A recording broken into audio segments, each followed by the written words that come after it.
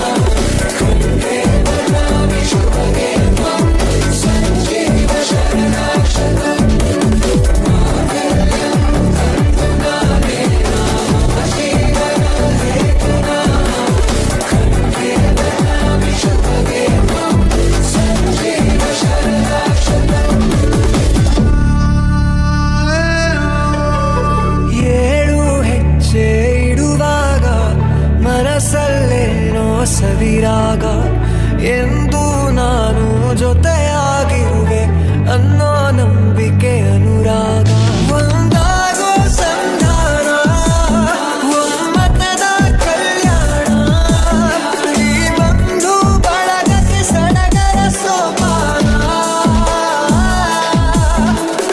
ಹಸಿರು ಚಪ್ಪರ ಅಂಗಳಕ್ಕೆ ಹೊಸ ಹೊಂಬಾಳೆ ಸ್ವಾಗತಕ್ಕೆ ಬೆಳಗಾನೆ ಇಡಿ ಬೆಳಗಾನೆ ತಾನೆ ತಂದನ್ನೇ ತಂದನ್ನೇ ಆಡಿದೆ ಸಂಭ್ರಮಕ್ಕೆ ಬಾರೆ ನೋಟ ಏನೇನೋ ಹೇಳುತ್ತಿದೆ ತಾರೆಯಂತೆ ತುಟಿಯಲ್ಲಿ ನಗುವಿದೆ ಕಾಯ ವಿರಹ ಹೇಳಿಕೊಡುವ ನೆವಟವಿದೆ ಶಾಸ್ತ್ರದೊಳಗೆ ಹಣೆ ಭಾಷೆ ಅಡಗಿದೆ ಮಂತ್ರದೊಳಗೆ ಮನಸ್ಸಿನ ಬಂಧವಿದೆ ನಾದ ಸ್ವರದ ನಾದ ಸುದೆಯು ಒಳಗುತ್ತಿದೆ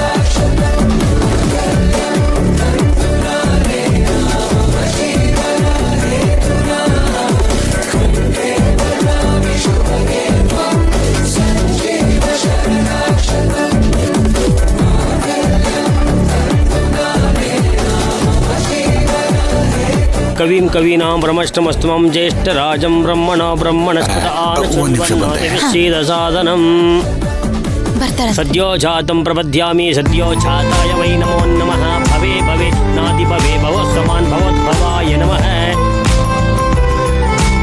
ಈಗ್ರೆ ನಮ್ಮ ಪುಷ್ಪಕ್ ಸಾಹೇಬ್ರು ಇದಾರಲ್ಲ, ಪುಷ್ಪಕ್ ಸಾಹೇಬ್ರು ಇದನ್ನ ತಗೊಂಡ್ ಬಂದು ಅವಳಿಗೆ ಹಾಕ್ಬೇಕು ಅಂತ ಹೇಳಿ ಕೊಟ್ಟಿದ್ರು. ನಾನು ಅದನ್ನ ತಗೊಂಡ್ ಬರೋಕ್ ಹೋಗಿದ್ದೆ.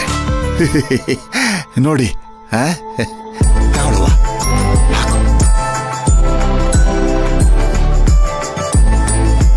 ಸರ್ವಭೂತರಮಣಾಯ ನಮೋ ಮನೋನ್ಮನಾಯ ನಮಃ. ಅಘೋರೇಭ್ಯ ತಘೋರೇಭ್ಯ ಘೋರ ಘೋರತರೇಭ್ಯ ಸರ್ವೇಭ್ಯ ಸರ್ವೇಭ್ಯ ನಮಸ್ತೆ ಅಸ್ತು ರುದ್ರರೂಪೇಭ್ಯ ತತ್ಪುರುಷಾಯ ವಿದ್ಮಹೇ ಮಹಾದೇವಾಯ ಧೀಮಹಿ ತನ್ನೋ ರುದ್ರ ಪ್ರಚೋದಯಾತ್.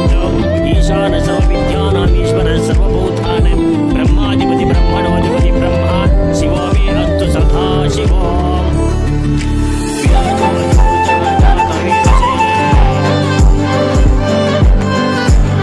ಏ ಆನಂದ, ಏನ್ ವಿಷಯ ಹೇಳೋ? ಅಲ್ಲಿ ಮದ್ವೆ ನಡೀತಿದೆ. ಧ್ರುವ ಇಲ್ಲಿ ಏನ್ ನಡೀತಾ ಇದೆ ಅನ್ನೋದು ಗೊತ್ತಿದ್ಯಾ ನಿನಗೆ?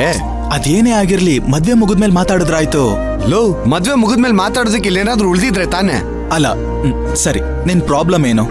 ಧ್ರುವ, ಹುಡ್ಗನ್ ಚಿಕ್ಕಪ್ಪ ಚಿಕ್ಕಮ್ಮ ಮೈನನ್ನ ಅವ್ರ ಮಗನ್ಗೆ ತಂದ್ಕೋಬೇಕು ಅಂತ ಮಾತಾಡ್ತಾ ಇದ್ದಾರೆ. ಈ ವಿಷಯ ಗೊತ್ತಿದ್ಯಾ ಗೊತ್ತಿಲ್ವಾ? ಇದನ್ ಕೇಳೋದಕ್ಕೆ ಇಲ್ಲಿ ಗಂಟ ಕರ್ಕೊಂಡ್ ಬಂದ.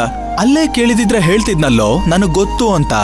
ಸರಿ ಬಿಡು, ಹೋಗೋಣ. ಏಯ್, ಒಂದ್ ನಿಮಿಷ ನಿಂತ್ಕೊಳ್ಳೋ. ಎಲ್ಲಿಗೂ ಹೋಗ್ತಾ ಇದ್ಯಾ? ಹೇಯ್, ನಾನ್ ನಿನ್ ಪ್ರಶ್ನೆಗೆ ಉತ್ತರ ಕೊಟ್ನಲ್ಲೋ.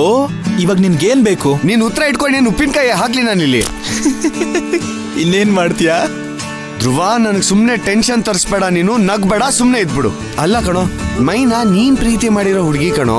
ನಾನು ಅವಳು ಬೇರೆ ಯಾರ ಜೊತೆನೋ ಮದ್ವೆ ಆಗೋದ್ರ ಬಗ್ಗೆ ಮಾತಾಡ್ತಾ ಇದ್ರೆ ನೀನ್ ಇನ್ಯಾರ್ದೋ ಮದ್ವೆ ಬಗ್ಗೆ ಮಾತಾಡ್ತಾ ಇದೆಯಲ್ಲೋ. ನಿನ್ ಮನ್ಸಲ್ಲಿ ಅಂತದ್ ಏನಿದೆ ಇವಾಗ?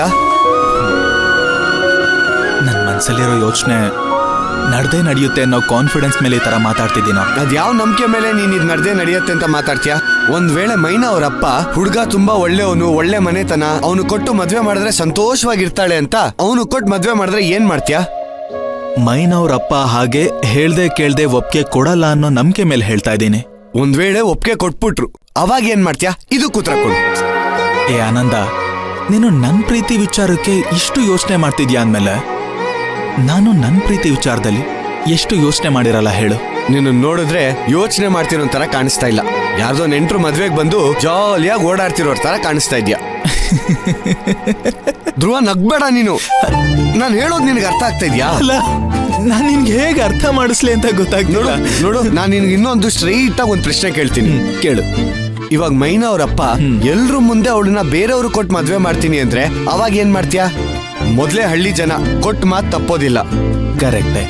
ಆದ್ರೆ ಮೈನಾ ಅವ್ರ ಮಗಳಾಗಿರ್ಬೇಕಾದ್ರೆ ಮಾತ್ರ ಅವ್ರ ಮಾತು ಕೊಡೋದಕ್ ಸಾಧ್ಯ. ಆದ್ರೆ ಈ ಮದ್ವೆ ಮುಗ್ದಿದ ತಕ್ಷಣ ಮೈನಾ ಬರೀ ಅವ್ರ ಮಗಳಾಗುಳ್ತಿರಲ್ಲ. ಬರೀ ಅವ್ರ ಮಗಳಾಗಿ ಉಳ್ದಿರಲ್ಲ?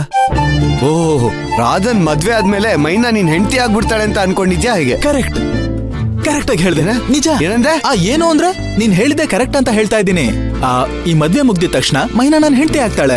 ಧ್ರುವ, ನನ್ ತಲೆ ಕೆಡಿಸ್ಬೇಡ ನೀನು. ಇವೆಲ್ಲ ಹೇಗೋ ಸಾಧ್ಯ? ಅರ್ಥ ಮಾಡ್ಸೋ. Okay, relax. ಸಿಂಪಲ್ ಆಗಿ ಅರ್ಥ ಮಾಡಿಸ್ತೇನೆ. ಹೀಗೆ. ಇದೇನೋ ಇದು ತಾಳಿ? ತಾಳಿನೇ. ಇವಾಗ ರಾಧಾ ಅವ್ರ ಕುತ್ತಿಗೆಗೆ 3 ಗಂಟೆ ಬಿದ್ದಿದ ತಕ್ಷಣನೇ ಇದನ್ನ ನಾನ್ ಮೈನಾ ಕುತ್ತಿಗೆ ಕಟ್ತೀನಿ.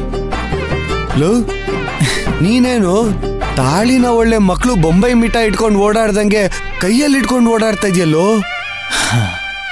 ಇದು ನಮ್ಮಮ್ಮ ಮೈನಾ ಕುತ್ತಿಗೆ ಕಟ್ಲೆ ಅಂತ ತಂದಿಟ್ಟಿದ್ರು. ಆದ್ರೆ ಏನೇನೋ ನಡೆದೋಯ್ತು. ಅವ್ರ ಮನ್ಸು ಬದಲಾಯ್ತು. ಆಮೇಲೆ ಇದನ್ನ ತುಳಸಿ ಕುತ್ತಿಗೆ ಕಟ್ಟು ಅಂತ ಹೇಳಿದ್ರು. ಆದ್ರೆ ಅವ್ರು ಹೇಳಿದ ತಕ್ಷಣ ಕಟ್ಬಿಡೋದಕ್ಕಾಗತ್ತಾ? ಆಸೆನೂ ಇರ್ಬೇಕಲ್ವಾ? ಲೋ, ನಾಜೂಕಾಗಿ ಮಾತಾಡಿ ಅವ್ರನ್ನ ಮದ್ವೆಗೆ ಒಪ್ಸು ಅಂದ್ರೆ ನೀನ್ ಡೈರೆಕ್ಟ್ ಆಗಿ ಮದ್ವೆ ವಿಷಯಕ್ಕೆ ಹೋಗ್ಬಿಟ್ಟಿದ್ಯಲ್ಲೋ. ಧ್ರುವ, ಅಲ್ಲ, ಇದನ್ನ ನಿಮ್ಮಮ್ಮ ಆಗ್ಲಿ ಮೈನಾ ಅವ್ರ ಅಪ್ಪ ಅಮ್ಮ ಆಗ್ಲಿ ಒಪ್ಕೊಂತಾರ? ಅದೆಲ್ಲ ಬಿಡು. ಫಸ್ಟ್ ಆಫ್ ಆಲ್ ಮೈನಾ ಇದಕ್ಕೆ ಒಪ್ಕೊಂತಾಳಾ? ಇವಾಗ ಬಲವಂತವಾಗಿ ತಾಳಿ ಕಟ್ಬೇಕು ಅಂತ ನಾನ್ ಮೆಂಟಲಿ ಡಿಸೈಡ್ ಮಾಡ್ಬಿಟ್ಟಿದ್ದೀನಲ್ಲ. ಇವಾಗ ಅವ್ರು ಒಪ್ಕೊಳ್ತಾರ ಇಲ್ವಾ ಅಂತ ಕೇಳೋದ್ರಲ್ಲಿ ಅರ್ಥನೇ ಇರಲ್ಲ. ನೋಡು, ಎಲ್ಲ ಮುಗಿದ್ಮೇಲೆ ಎಲ್ರೂ ಕಾಲ್ಗೂ ಬಿದ್ದು ಕ್ಷಮೆ ಕೇಳಿ ಆಶೀರ್ವಾದ ತಗೊಂಡ್ಬಿಡ್ತೀನಿ. ಅಷ್ಟೇ ನನ್ನ ಕೈಲಿ ಮಾಡಕ್ಕಾಗೋದು. ಲೋ, ನನಗೆ ಒಂದು ವಿಷಯ ಕರೆಕ್ಟ್ ಆಗಿ ಹೇಳು. ಈ ಐಡಿಯಾ ನಿಂದೇನಾ ಅಥವಾ ಬೇರೆ ಯಾರ್ದಾರ? ಹೈ, ಕರೆಕ್ಟಾಗಿ ಕೇಳ್ದೋ. ಈ ಐಡಿಯಾ ನಂದಲ್ಲ. ಇದು ತುಳಸಿ ನನ್ಗೆ ಐಡಿಯಾ ಕೊಟ್ಟಿದ್ದು. ಈ ತಾಳಿನ ಅವಳೇ ನನ್ನ ಕೈ ಕೊಟ್ಟು ಮೈನಾ ಕುತ್ತಿಗೆ ಕಟ್ಬಿಡಿ ಅಂತ ಹೇಳಿದ್ಲು. ಕೇಳ್ದೆ, ಬಟ್ ಅವಳು ಹೇಳಿದ್ರಲ್ಲೂ ಅರ್ಥ ಇತ್ತು. ಅದಕ್ಕೆ ಈ ಐಡಿಯಾ ಒಪ್ಕೊಂಡೆ. ಒಂದ್ ವೇಳೆ ಅಮ್ಮ ಒಪ್ಕೊಳ್ದೆ ಹೋದ್ರೆ? ಹೇಗೆ ಒಪ್ಕೊಳ್ದೆ ಹೋಗ್ತಾರೋ? ಅವ್ರು ಹೇಗಿದ್ರು ನನ್ನ ಮದ್ವೆ ಇನ್ 3 ತಿಂಗಳಲ್ಲಿ ಆಗ್ಬೇಕು ಅಂತ ಒಂದೇ ಕಾಲಲ್ಲಿ ನಿಂತಿದ್ದಾರೆ. ಅವ್ರು ಇಷ್ಟಪಟ್ಟಿದ್ದು ತಾನಾಗ್ ತಾನೇ ಆಗ್ತಿದೆ. ಅವ್ರು ಖಂಡಿತವಾಗ್ಲೂ ತಡೆಯಲ್ಲ. ನೋಡು,